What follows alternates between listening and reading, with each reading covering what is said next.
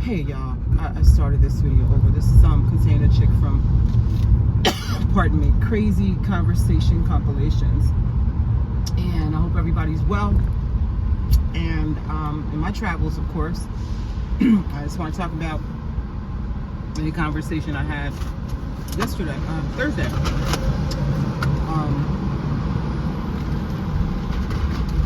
Pardon the noise, I'm downtown Newark by Penn Station. The train just went by, but in any event, I had a very unusually tough day.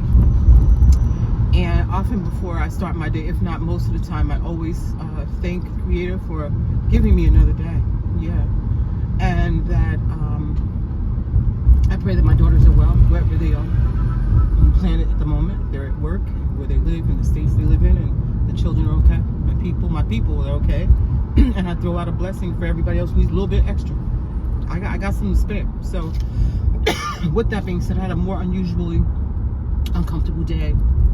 And so I'm trying to learn to stop saying I had a bad day, because someone out here is having a worse day than you. Believe that. But I was on edge. And I said, you know what? I need to have, pardon me, a cocktail to level me out. Now, oh, excuse me. I don't drink that often. And I don't know what's considered rare, because when you go to the doctor's office, they say, how many drinks do you have per day? That question always stumps me, because it gives me the impression that people drinking every day and all day, but how many do you have? Now, I don't know anybody who drinks who sits back and counts. And I remember having a conversation with a lady that I worked with, and she's like, how was your weekend? And that's one of those questions a lot of people will ask you in these office workplaces.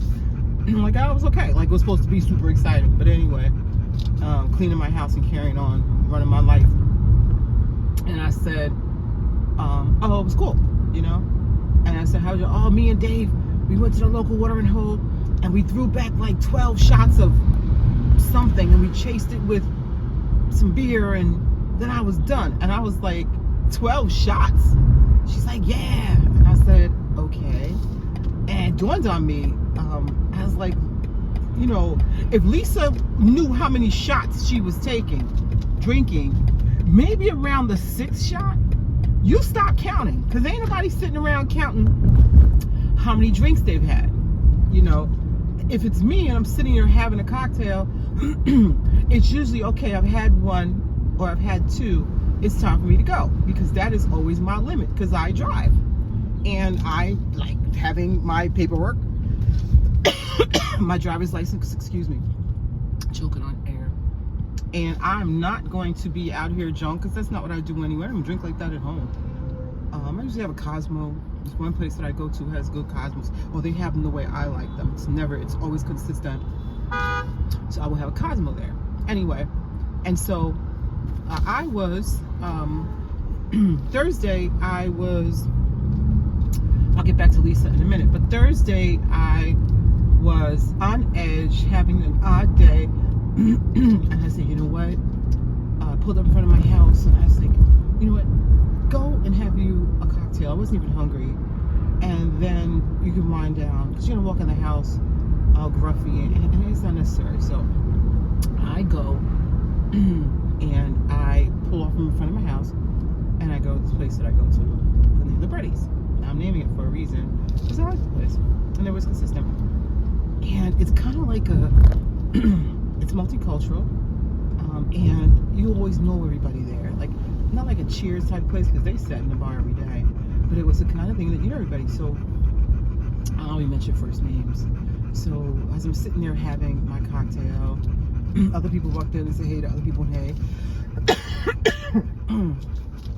And I sit down at the bar, because somebody was sitting in my seat, and Nico walks in.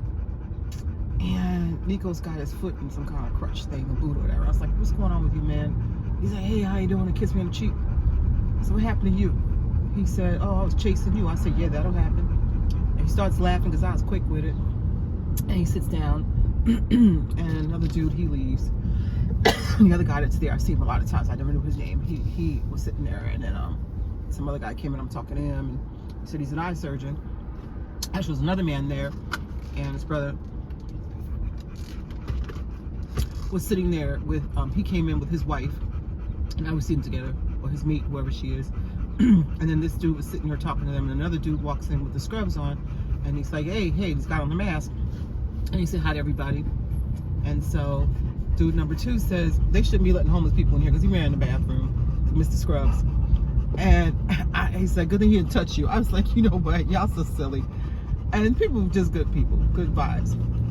And then dude left. Scrub dude sits down, waiting on his food. He had ordered some calamari to go, whatever. And we're talking, and he told me he's an eye surgeon. It's like, okay, cool. I've seen you here before. I was like, I come every now and then online. He's like, yeah, quick one, then you go home. It's like, yeah, it's easy to get served. So, long story short, he leaves. So I go over and sit next to Nico and other dude, I think his name is Ty. And I'm talking to them, and so I said, Nico, it was really good. It's really good to see you. He said, you too. I said, it's Dana. He said, yeah. I couldn't think of your name. I was like, yeah, it's okay. I know your name because, you know, you're a fool and everybody knows Nico. And he's like, yeah. And I was like, no, on the real, it's very good to see you because we don't know who's not here anymore. He's like, you're right. I was like, yeah. And Ty was like, sure. Like, you're glad to see all the old familiar faces. That means that you're still on the planet. You didn't get caught up in the mix. So we're talking about that. So that conversation starts. And then he starts talking about, he's like, yeah, because some of the faces you don't see, and I haven't been here in a while, and neither have I. The other guy said, he says, no, I saw you last when you came in during lunchtime, and you said to me and this other man who left when I walked in, that, you know, y'all sitting in my seat, right? And they said they started laughing. And he said, you went back there and had lunch. I was like, yeah, I did. He said, we were laughing at you because we were wondering why you just didn't sit down and have drinks and lunch with us. I said, because I don't do that. If you didn't invite me, I'm not going to do that, you know? I'm not an interloper. He said, we know you, so you should have sat down. I said, y'all, I'm always coming in and out of here alone, like I'm incognito, and nobody really knows me. He said, we know you. And he said, you look good today. I was like, oh, cool. Your braids are kind of cool. I was like, thank you. So we start talking age. And so they didn't really tell us. They asked me my age, and I was like, you're the only woman that talk. So I'm happy to be my age, because some people ain't here no more. So he's like, yeah, that's true. So he was talking about the other couple. They got up and they said, all right, y'all take care. They left. So then Nico says, I don't like that guy.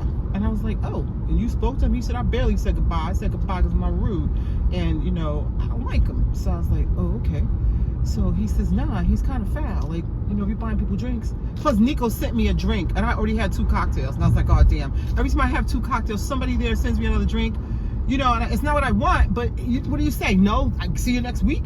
So I took it down. But anyway, so Nico says, yeah, I don't like that guy. And I was like, okay, cool.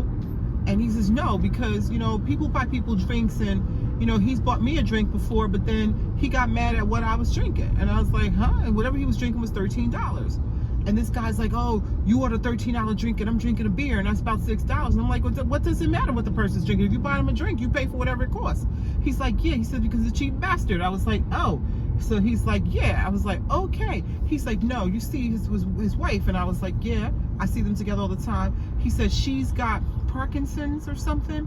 I was like, I could see she's got something, because she was sitting there, but she was just sitting there, and she's kind of staring off like, I know I'm here, but I don't know I'm here, like on the planet. So it's like, yeah, she's got Parkinson's. She had a real high-powered job for years, and now she's got Parkinson's, and she's kind of existing, and no matter what, when they're here, he makes her pay half the bill. I said, what? So here's the conversation. This is where the craziness comes in. So I was like, what? So he's like, yeah. He says, and he's a cheap fuck. Like, he's cheap. And I was like, some people are really like that, but what they don't know is you can't take it with you. He says, look, I don't know what he does, but she had a big job and she made the money, and every time they sit down in some place, he wants her to pay half the bill. I said, look, when my husband was alive and we went where we went, I never reached down in my purse for nothing. Sometimes I got in the car, I only bought my purse because I needed identification. He's like, that's not the point. If a person buys a drink, you're going to complain about what they bought? You know, I was like, yeah. He says he's cheap. I was like, yeah, there's a lot of people like that make their mate pay half down the middle, even though that person, you're a doctor and I'm a mail clerk. You know, the money is different, you know. Who pays for what? I paid for the groceries, you pay me $50 back. No, we put the money together and make this thing happen. He's like, no, and then he complains about it. I was like, oh, jeez. So he's like, yeah, that's why I don't like that guy. I was like, oh, okay. He said, plus I don't think he treats her nice. And I was like, well, she knew what she was getting into, because, you know, it couldn't be me, because I've been, oh, this guy's not out here, see? Because I'd be real funky about the fact that I gotta, you know, balance the money out every time we buy something. I gotta come up with 35 cents because the pack of gum was 70 cents. He's like, yeah, some people are like that. So I was like, yeah, they are. And so my question today is, who pays in a relationship when you're out? If you're with your mate, do you pay? Does your mate pay? Do you go in your purse or in your wallet and split the money down the middle because that's the family arrangement you have? Or how does this work? Now, it took a while for my spouse and I to figure out how we were gonna wield the money, so to speak, and I kind of had to spearhead that, because I've been on my own for a long time, and I also, you know, had a better understanding of finances than he, a better grip on how that works, or how it should be worked out. And so I'm coming through all these streets in search of watermelon, and so he was okay with it, and I believe that who's ever better with the finances should pay the bills. That's what I believe. And the other person should have enough trust in this person to hand over the money.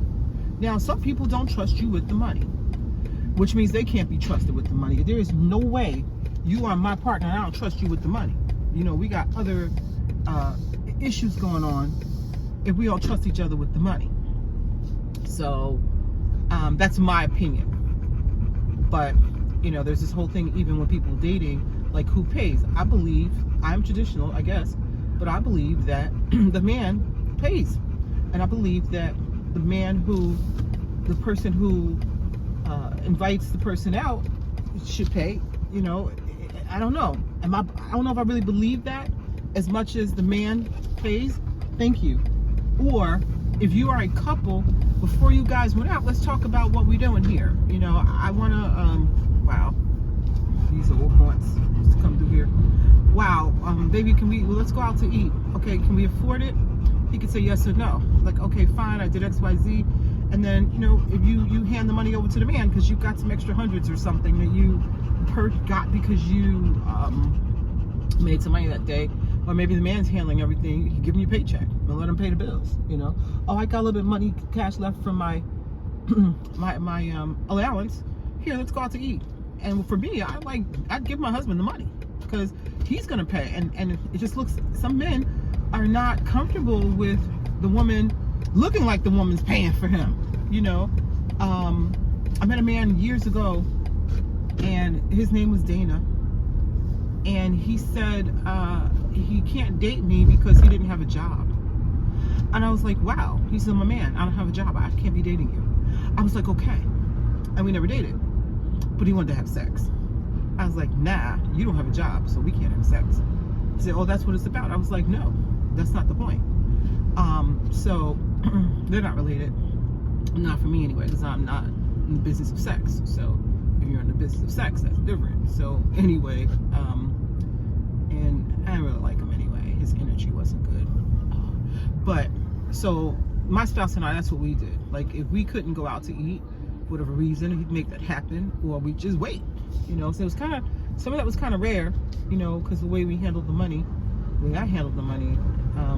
So we kind of, when we decided to go out, we knew that we could. What you doing, sir? Ma'am? And so that's how it went. Now, I am not gonna lie or sit here and mislead that I'm not trying to reach down in my purse to get a damn thing but my lipstick, lip gloss, because I don't wear lipstick as much, or my keys. Okay, no woman should be taking care of a man. Men take care of women. Dana will buy you drinks. I was at that bar and I bought Nico drinks and the other dude a drink too. It was one on me, I don't know, but that's not a big deal, right? But no woman should be taking care of a man. There are these young ladies who are taking care of this man. This man don't do nothing but sit in the house and smoke weed and play video games. I'm hearing that, and you know, I'm saying, first of all, that is not a man. That is not a definition of a man. A man takes care of himself, and then he can take care of you. He cannot take care of himself. He cannot take care of you. Okay. And as a woman, if this is just about sex and being with somebody, you can get sex, and you don't have to mean anything to him. If you're looking for love, that's one thing. You're looking for sex, that's something else. Looking for companionship, that's something else. You're looking for whatever you're looking for. You got to be specific about what that is. But back to the conversation is that who pays? Okay? Do you split everything down the middle, or do you put the money in the pot? Now, from my opinion, once I learned to put the money in the pot and see how rich the pot is, then we can divvy up what we got. But if you got $100 and I got $50, we got $150, but we don't know it. Collectively, collectivism says we have $150. Surely it weighs more than just $50 in my pocket. I'm sorry, let me give myself a larger amount. $100 in my pocket and $50 in yours, you know, because $150 says we can do a lot with it, because we can do a lot with 140 and split the 10, you know, and then that 140 is going to bring us to a place where we're making a whole lot more. So with that being said, you know, who pays? I ask of your opinion, and I'm gonna get to my destination soon, and I'm gonna do what I do. I actually am on the hunt for a watermelon. I love watermelon, so I buy one every week. And there's a brother here in, I think this is Vailsburg Park. He sells watermelons, and that's what I'm on the hunt for right now. I'm always trying to get my watermelon in, because I love watermelon. And yes, I don't care what people say, I love fried chicken too, but I try to fry it. And so I'll be at my destination soon, and that is why I'm going to wish you peace and hair grease. But please leave a comment about whose pays, you know, and how do you split it? Or is it 50-50? Is it the man? Is it the woman? Is it the one who has the most money? Is it decided upon in the beginning? Or there's no real answer to that? I'd like your opinion, okay?